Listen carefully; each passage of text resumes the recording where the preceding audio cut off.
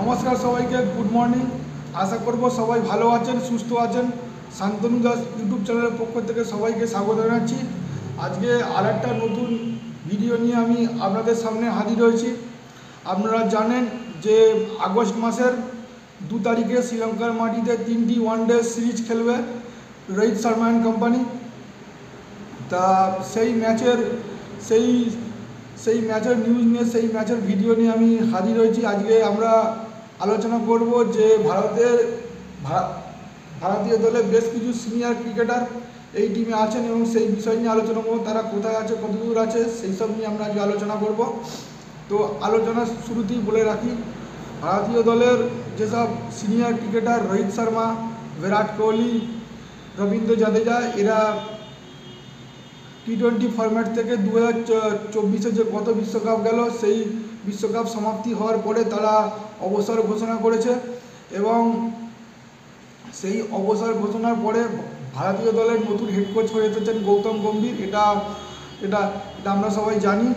এবং শ্রীলঙ্কা সফরে তিনি এসছেন এবং 3টে টি20 ম্যাচ এবং 3টি ওয়ানডে ম্যাচ খেলার জন্য। এবং ভারতীয় দল এখন তাদের নেক্সট টার্গেট হচ্ছে চ্যাম্পিয়ন্স ট্রফি, যেটা পাকিস্তানের মাটিতে বসতে চলা। সেই চ্যাম্পিয়ন্স ট্রফিকে মাথায় রেখে ভারতীয় দল তাদের দল এখন থেকেই মোটামুটি একটা তৈরি তারা করতে আরম্ভ করে দিয়েছে। সেটারই দরুন ভারতীয় দলের যারা নির্বাচক কমিটি, তারা এই 3টি ওয়ানডে এবং আরও 3টি ওয়ানডে তারা পাবে। টোটাল 6টি ওয়ানডেকে তারা হাতিয়ার করে তারা হাতে নিয়ে সেই চ্যাম্পিয়ন্স ট্রফিতে তারা যাবে এবং সেটার একটা প্রিপারেশান তারা এখন থেকে আরম্ভ করছে। যার দরুন রোহিত শর্মা, বিরাট কোহলি, যারা টি20 বিশ্বকাপের পর ইউএসএ এবং লন্ডনেতে যারা ছুটি কাটাতে গিয়েছিলেন, তারা ইতিমধ্যে তারা দেশে ফিরে এসেছেন।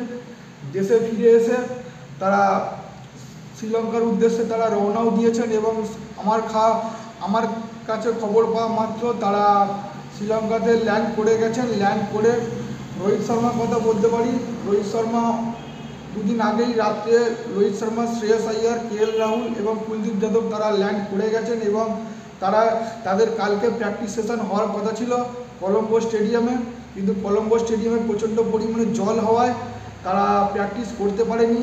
এবং বিরাট কোহলি কাল রাতেই তিনি এসছেন এবং তিনি এখনও প্র্যাকটিসে আসেননি। আশা করব তিনি আজ প্র্যাকটিসে আসবেন। এবং ভারতীয় দল যেসব সিনিয়র টিম আছে, ধরুন বিরাট কোহলি, রোহিত শর্মা, কেএল রাহুল, শ্রেয়স আইয়ার, কুলদীপ যাদব, এরা যারা যারা সিনিয়র যারা ক্রিকেটার, তারা আজকে তারা প্র্যাকটিস করবে এবং ওয়ানডে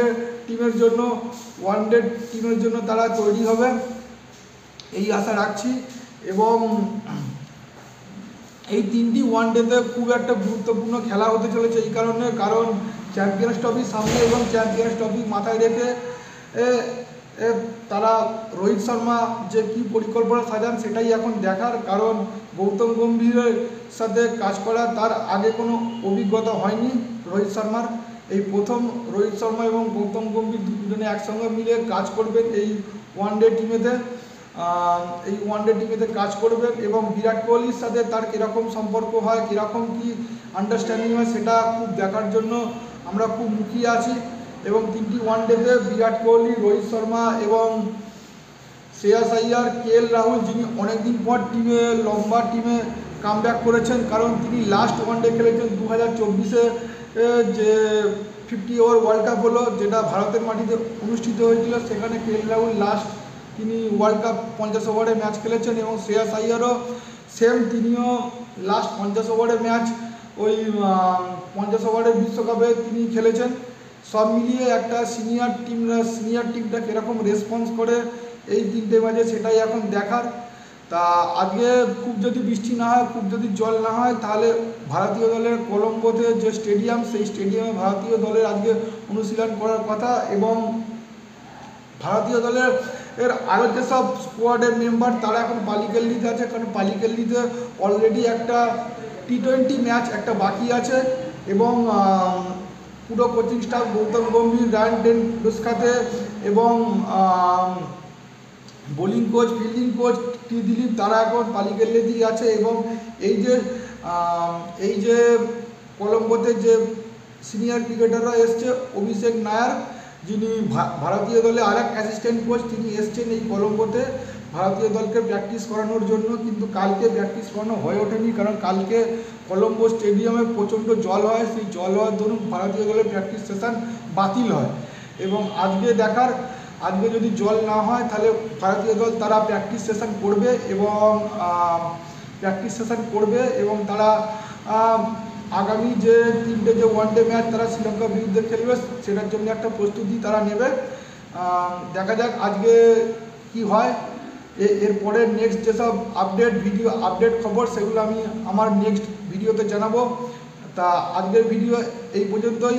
আপনারা ভিডিওটা ভালো লাগলে লাইক, কমেন্ট, শেয়ার করবেন এবং চ্যানেলটা সাবস্ক্রাইব করে দেবেন। আবার দেখা হবে নেক্সট ভিডিওতে। নমস্কার।